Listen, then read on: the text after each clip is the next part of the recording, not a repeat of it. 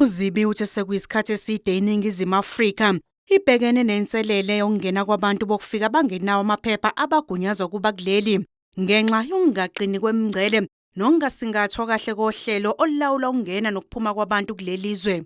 Uthina kuba beqonda ukukhathazeka ngalenkinga kepha bahambisani nodlame nokuhlukunyezwa kwabantu.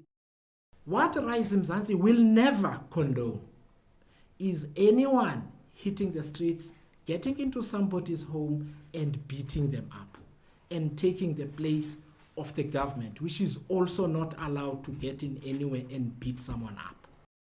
Iqembu ligxeke izinga lobuholi bezepolitiki komasipala nokungaphathwa kahle kwabo okuholele ekutheni bengakwazi ukusebenza nokuhlinzeka ngezidingo ebantwini. One of the biggest problems is the quality of the political leadership in municipalities. It truly is exceptionally weak in most municipalities. These are the people who take strategic and financial decisions worth billions of rand.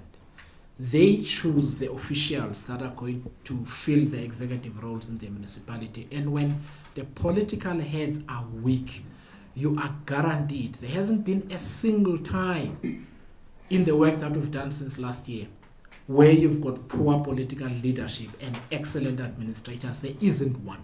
UZibi ucacise ngemali engu-30 million amarandi okuthiwa yatholwa yiqembu. Uthi iqembu lakhe ligxekwe kakhulu ngale mali elaxhaswa ngayo futhi lingelinye lamaqembu ambalwa adalula isamba semali axhaswa ngayo.